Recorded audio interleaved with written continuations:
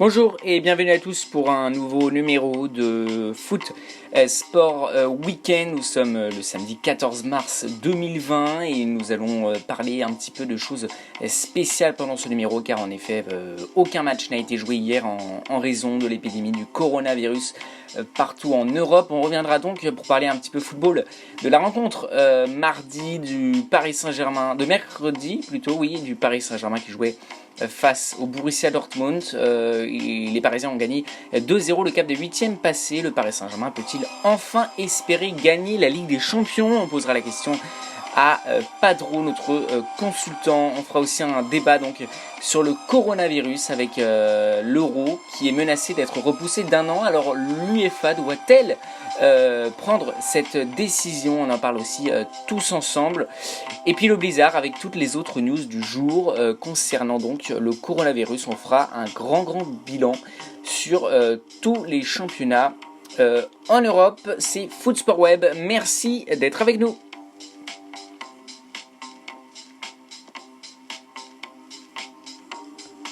Et on va commencer donc à parler des matchs qui nous intéressent. On n'a pas eu le temps encore de débriefer le match entre le Paris Saint-Germain et le Borussia Dortmund. Les Parisiens se sont qualifiés 2-0 lors de ce 8e de finale retour de Ligue des Champions. 2 buts, un but tout d'abord de Neymar puis de Juan Bernat. Les Parisiens se qualifient donc pour les quarts de finale. Et ils rejoignent donc l'Atlético de Madrid qui a gagné 3-2 à Liverpool. Ils rejoignent aussi Bergame, vainqueur de Valence, et Leipzig qui a écrasé aussi Tottenham 3-0. C'était mardi dernier. La question sur ce match Paris Saint-Germain-Borussia Dortmund.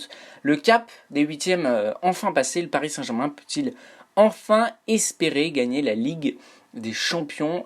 Padro, cette question est adressée à vous. Oui, bonjour.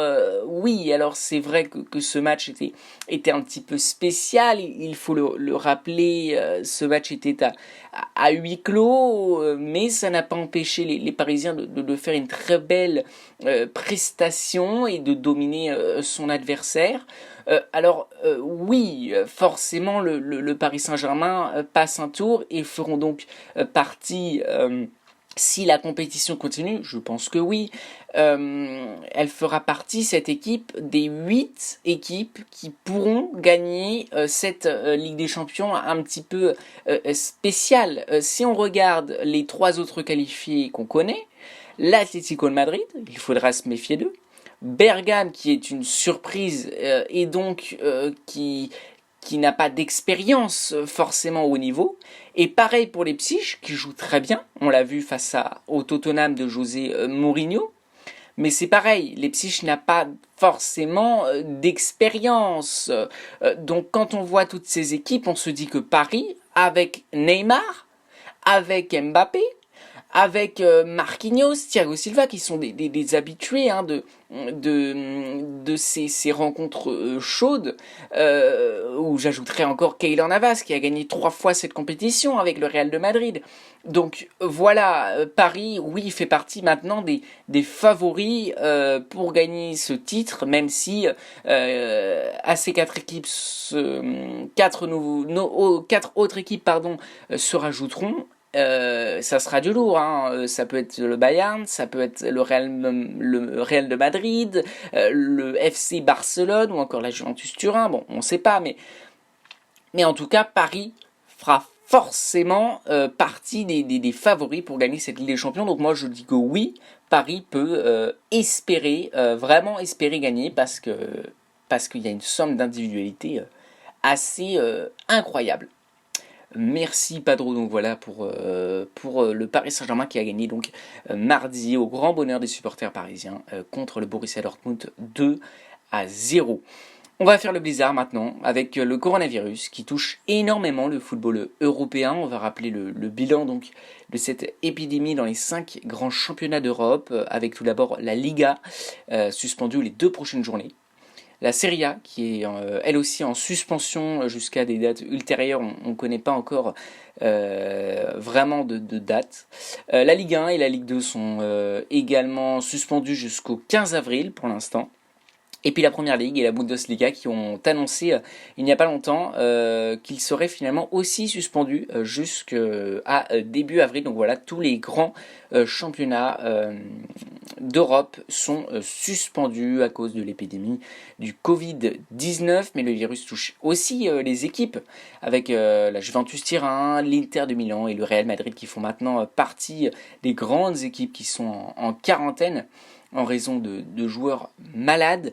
Les 4 rencontres de Ligue des Champions sont donc reportées à des dates ultérieures. Et puis pour finir, l'UEFA s'est donné rendez-vous mardi prochain pour discuter d'une éventuelle suspension des Coupes d'Europe et un report d'1 an de l'Euro 2020.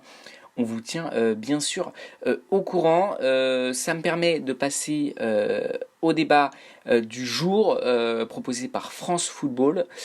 Justement sur l'Euro 2020 qui serait donc repoussé d'1 an en raison du coronavirus. L'UEFA doit-elle prendre cette décision, Padrou? Oui, moi je pense que oui. S'il y a bien une compétition que l'on peut reporter pour finir, pour élargir le calendrier, c'est bien sûr cet Euro 2020, parce qu'après on peut se dire ah oui mais ça va faire juste, ça va faire 2 compétitions, par exemple pour l'équipe de France il va falloir enchaîner en 2 ans l'Euro et la Coupe du Monde, mais c'est ce que fait pratiquement tous les 3 ans l'Afrique, les pays africains, les pays américains aussi, avec la Copa América, avec la CAN. Donc voilà, c'est largement faisable et l'Euro n'est pas... ne pourra normalement pas se faire véritablement dans les dates.